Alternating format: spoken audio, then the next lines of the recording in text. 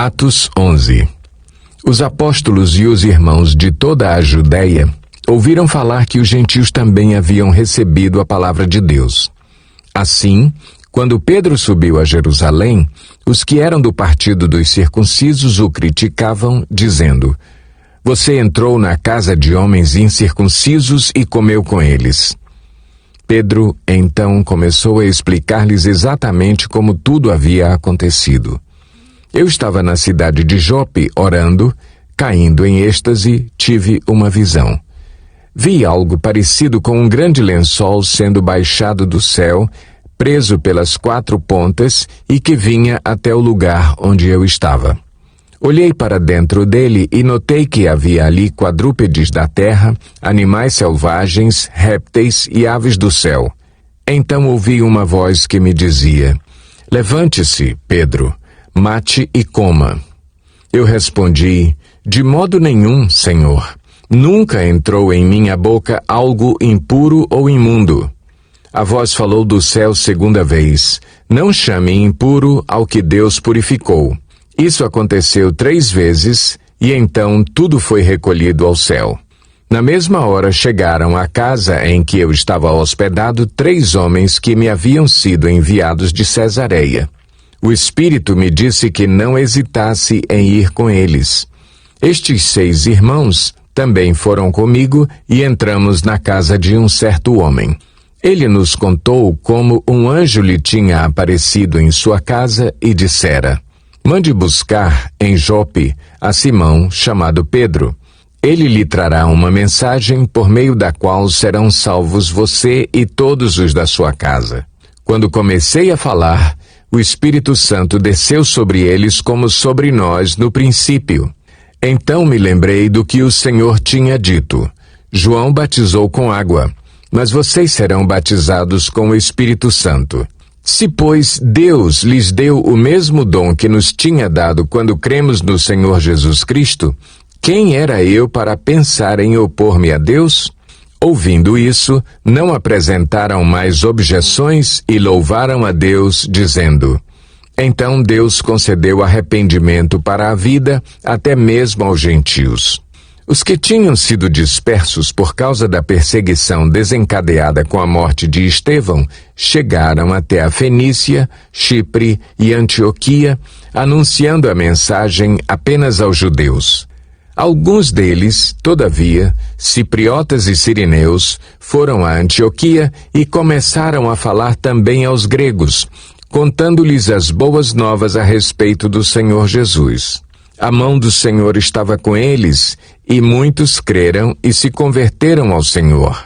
Notícias desse fato chegaram aos ouvidos da igreja em Jerusalém, e eles enviaram Barnabé a Antioquia. Este, ali chegando e vendo a graça de Deus, ficou alegre e os animou a permanecerem fiéis ao Senhor de todo o coração. Ele era um homem bom, cheio do Espírito Santo e de fé, e muitas pessoas foram acrescentadas ao Senhor. Então Barnabé foi a Tarso procurar Saulo e, quando o encontrou, levou-o para Antioquia. Assim, durante 1 ano inteiro, Barnabé e Saulo se reuniram com a igreja e ensinaram a muitos. Em Antioquia, os discípulos foram pela primeira vez chamados cristãos. Naqueles dias, alguns profetas desceram de Jerusalém para Antioquia.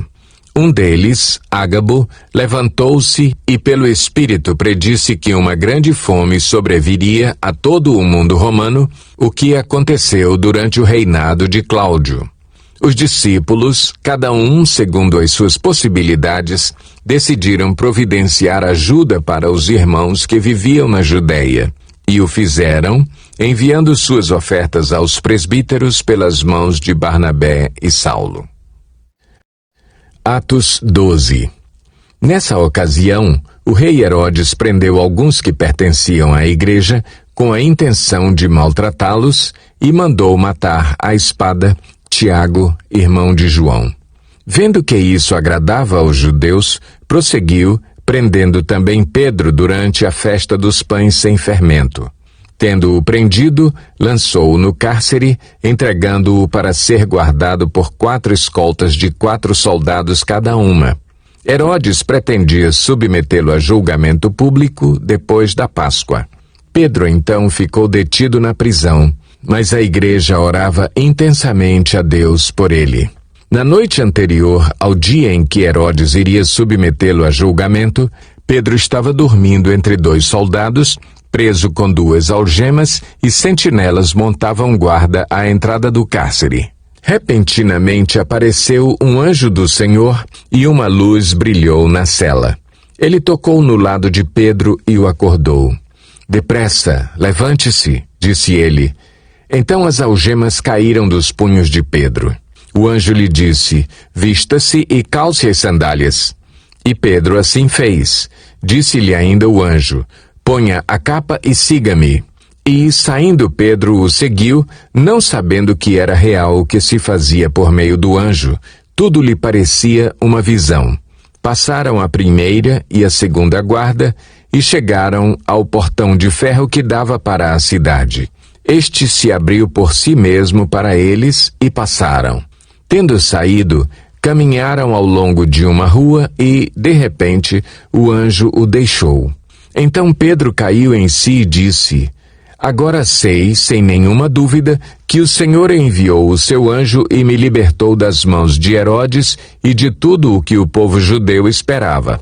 Percebendo isso, ele se dirigiu à casa de Maria, mãe de João, também chamado Marcos, onde muita gente se havia reunido e estava orando. Pedro bateu à porta do alpendre e uma serva chamada Rode veio atender. Ao reconhecer a voz de Pedro, tomada de alegria, ela correu de volta sem abrir a porta e exclamou: "Pedro está à porta." Eles, porém, lhe disseram: "Você está fora de si." Insistindo ela em afirmar que era Pedro, disseram-lhe: "Deve ser o anjo dele." Mas Pedro continuou batendo e, quando abriram a porta e o viram, ficaram perplexos. Mas ele, fazendo-lhe sinal para que se calassem, descreveu como o Senhor o havia tirado da prisão e disse: "Contem isso a Tiago e aos irmãos." Então saiu e foi para outro lugar. De manhã, não foi pequeno o alvoroço entre os soldados quanto ao que tinha acontecido a Pedro. Fazendo uma busca completa e não o encontrando, Herodes fez uma investigação entre os guardas e ordenou que fossem executados. Depois, Herodes foi da Judéia para a Cesareia e permaneceu ali durante algum tempo. Ele estava cheio de ira contra o povo de Tiro e Sidom. Contudo, eles haviam se reunido e procuravam ter uma audiência com ele. Tendo conseguido o apoio de Blasto, homem de confiança do rei, pediram paz, porque dependiam das terras do rei para obter alimento. No dia marcado, Herodes, vestindo seus trajes reais, sentou-se em seu trono e fez um discurso ao povo. Eles começaram a gritar: "É voz de Deus e não de homem." Visto que Herodes não glorificou a Deus, imediatamente um anjo do Senhor o feriu e ele morreu comido por vermes. Entretanto, a palavra de Deus continuava a crescer e a espalhar-se.